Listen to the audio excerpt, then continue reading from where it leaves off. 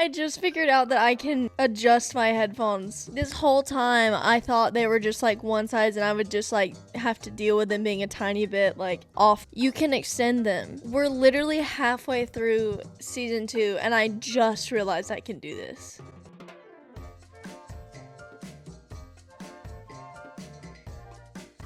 This is gonna be so What's good. Up, y'all? Welcome back, or welcome to the Pickle Jar. This is What's the Dill? I'm your host, Mackenzie Pickle. I hope y'all had a wonderful Valentine's weekend. I definitely did. And disclaimer, I'm not feeling the best today. I'm not like sick or anything. I'm just really exhausted. I didn't sleep well last night and I'm really tired. So I'm probably going to go to bed early today before the work week begins. But just wanted to give you guys a heads up. But I want to jump right in today to this movie review, especially since, you know, that's what Marvel did with the movie that we're reviewing.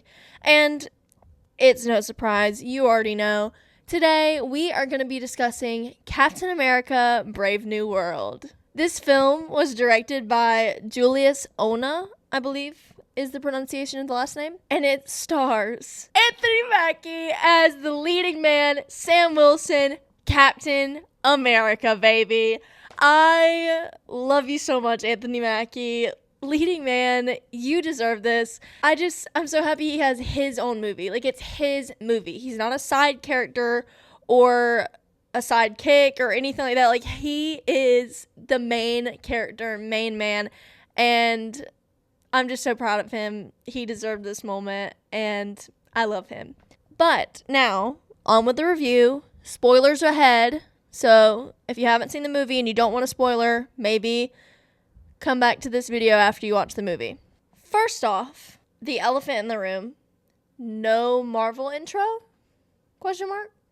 Like, just Marvel Studios presents. No flipping of the pages. No like images and videos rolling through the Marvel letters. None of the... I was a little unsettled. I'm not gonna lie to you. I don't know why they didn't do that. I don't know if this is going to be a precedent for all of the Marvel movies in the future or if it just had to do with this one. I don't know. I miss it. I missed it a lot and I was very just taken aback by that.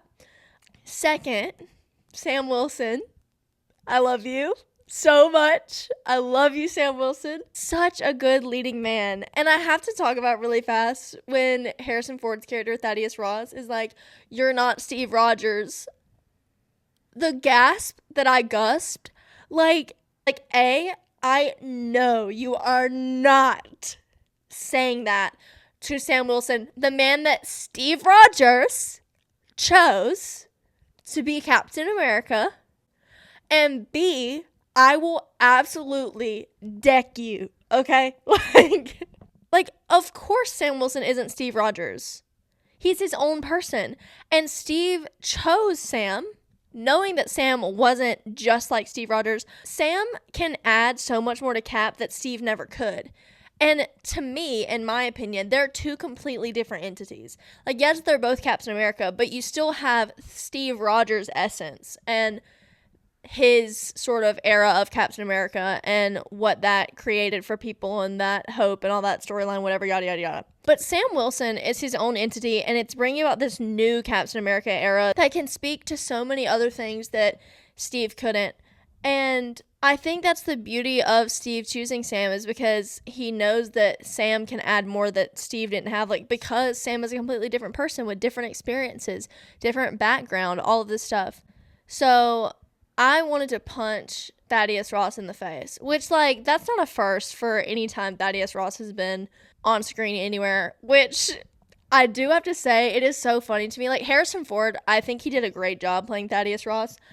I really liked his, like, version of the character and everything, but it always is just funny to me whenever any movie, really, just, like, they have a certain person playing a character, and then, like, later on, they just get a different person, but it's supposed to be, like, the same character, like Rhodey in the first Iron Man versus Rhodey in everything else in Marvel. It's just like, it's kind of funny to me. Anyways, I will say this movie had great action, super good fight sequences. I just loved it. And I really did enjoy the jokes about Sam, like, not taking the super soldier serum, because he's still, like, struggling with that, and he makes a couple jokes about how, like, he didn't take it, and maybe if he did, he'd be, more capable of this job and all that stuff.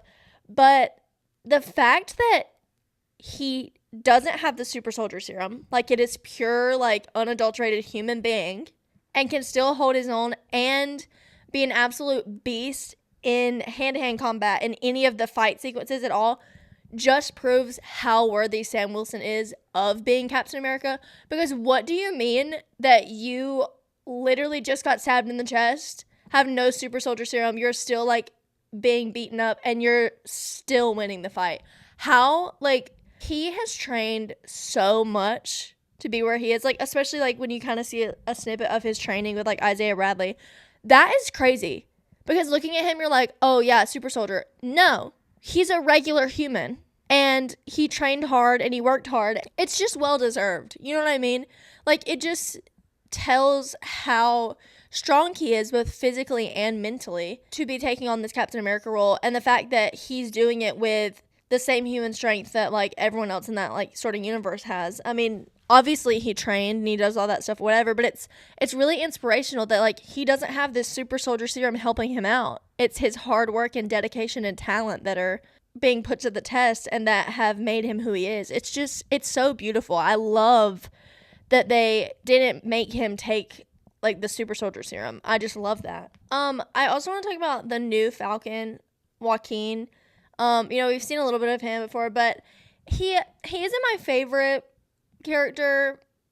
Like, I don't know how I feel about him yet. I'm still kind of feeling it out. However, I think he has a couple good, like, jokes, and I do like his dynamic with Sam. I think it's really sweet how he looks up to Sam, and I like that parallel with how Sam looked up to Steve, because, Sam talks about, like, not being able to fill Steve's shoes and, like, looking up to Steve Rogers as the Captain America before him, and, all that stuff. And, like, Joaquin is kind of going through the same thing, looking up to Sam as, Joaquin becomes the new Falcon, and Sam was amazing, like, the Falcon. That is who originated that. Same with, like, how Steve originated Captain America. So I think it's a really cool parallel that they have that situation, and that Sam gets to see someone looking up to him like he looks up to Steve. I think that's really good, and it was really sweet. And y'all, Isaiah Bradley, I'm so glad we see more of him. I love his character, and I hate all the mistreatment that he has gone through. Like, his whole storyline, it is so sad. And then we see him get mistreated even more in this movie. But I'm so thankful that Sam proves him innocent and gets his freedom back for him. And I love Isaiah Bradley. I love the character, and I think he adds so much to the Marvel Universe in general, but also to the whole Captain America story. The cameo! Bucky, my love! Bucky! It isn't a Captain America movie without Bucky Barnes making an appearance, y'all. I mean, genuinely, like, think about it. He has been in all 4 Captain America movies now. 5 if you want to count Falcon and the Winter Soldier, even though technically, like, it's a TV show. Like, James Buchanan Barnes is a part of the Captain America story. And he's there through both Captain America eras, alongside Steve Rogers and alongside Sam Wilson. And I love that.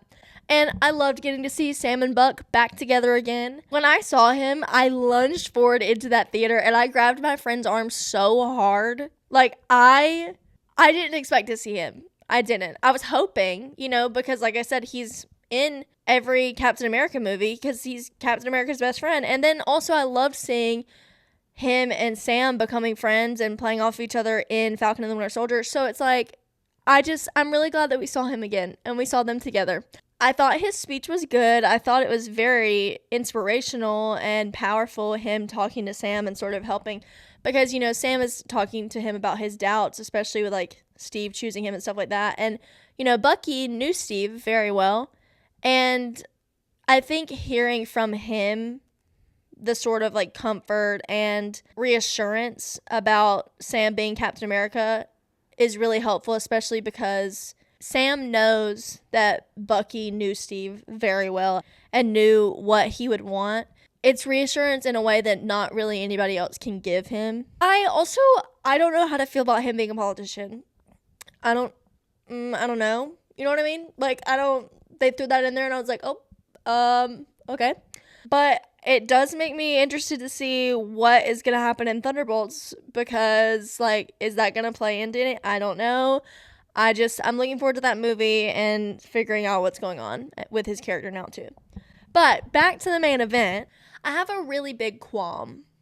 I cannot stand when movies reveal their biggest pieces of the plot in their trailers to promote the movie. Like, leave me some surprises. Leave me something.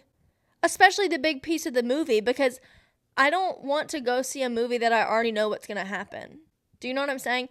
I want to be surprised. I want to be in my seat like, the president turning into Red Hulk is shown in the trailer. It's the plot point of the movie. Like, it takes place at the very end, at the climax of the movie, and they revealed it in, like, all of their trailers advertising for this movie. Hello?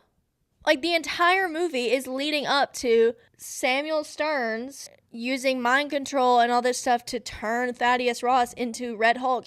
And yes, the trailer makes it seem like, you know, it's Red Hulk, whatever, blah, blah, blah. So yes, there are some little details that you find out in the movie, like that Thaddeus Ross isn't trying to be Red Hulk. He didn't know he was Red Hulk. Like, it was Samuel Stearns doing that turned him into the Red Hulk. I get that is not revealed in the trailer, but the whole point is that the president turns into Red Hulk, and we see that in all the trailers. So it just kind of leaves you a little bummed, because you're like, well, I already knew this was going to happen. And Marvel does this a bunch. Like, this is not the first time Marvel has done this. I always get angry whenever they do this, because it's one thing to have a trailer and reveal a big plot point in the trailer that leaves everybody wondering what's happening, and then go to the movie and that big plot point happens, but then an even bigger plot point or plot twist happens that you didn't know about. You know what I'm saying? Like a fake out. That is one thing. That is good. But revealing what your whole movie is leading up to in your trailer, to me, is a mistake.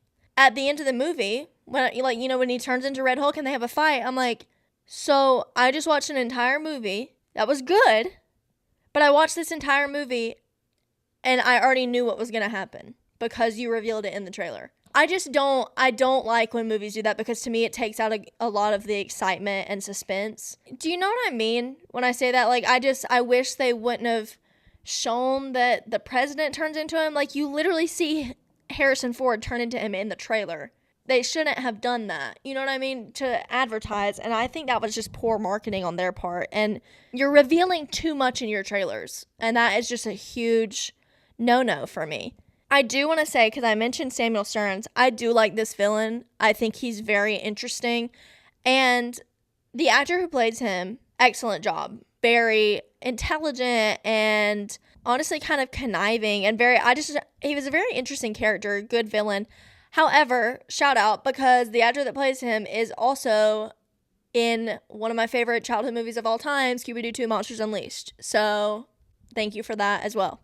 Back to what I was ranting about. Marvel, stop posting the big plot points in your trailer. Just stop doing it. Stop doing it, because this is not the first instance.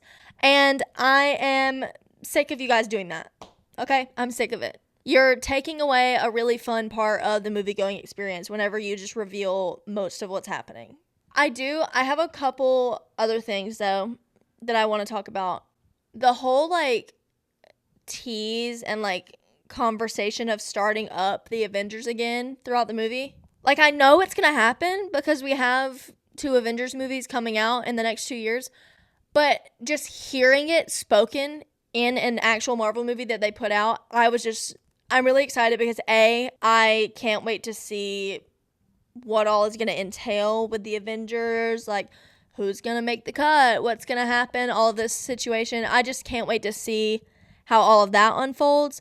But I also can't wait to see Sam Wilson leading the Avengers. Like, that is going to be so awesome. I cannot wait for Captain America to Avengers Assemble once more. The fact that Anthony Mackie is the one doing that just makes me very happy. Also, thank you, Marvel, for tying in the celestial being from Eternals into this movie, because I feel like Eternals has not tied in any way so far. So it was nice to have a little piece of that, to know that they hadn't just forgotten about it, you know? So, like, thank you for that. And last thing, the post-credit. I had seen a few people being like, the post-credit, or like my reaction to the post-credit. Is it just me, or like did it feel like information like we already kind of knew? You know what I'm saying? Like, it wasn't like, based on some people's reactions and how they were acting about it, I was expecting it to be like a lore drop, or like new character, or a spoiler for a new movie, or like, you know what I'm saying? Like something like that. But it was just Stearns being like, this is what's coming. They're coming. Well, like, yeah. Do you know what I mean? Like, of course they are. Like, the Avengers have to have somebody to fight. And, like, yes, it's like they're extraterrestrial. But, like, we've, A, already dealt with that before. B, the amount of movies we have going on that are currently dealing with that. And C, duh. Like, I do appreciate them including that so that Sam is made aware, because I did think it was cool watching Sam find that information out. But other than that, I did not understand why people were, like, kind of going crazy for a minute. I don't know. Again, I liked seeing Sam understand that situation and get to be like, holy crap, like, I am Captain America and I'm gonna have to deal with these people. For the rating, I'm gonna give this movie a 3.5 out of 5. I liked the movie. I think it was good. However, it loses points for the predictability and the fact that they literally advertised the big plot point in their trailer. Like, that is why it gets a lower score.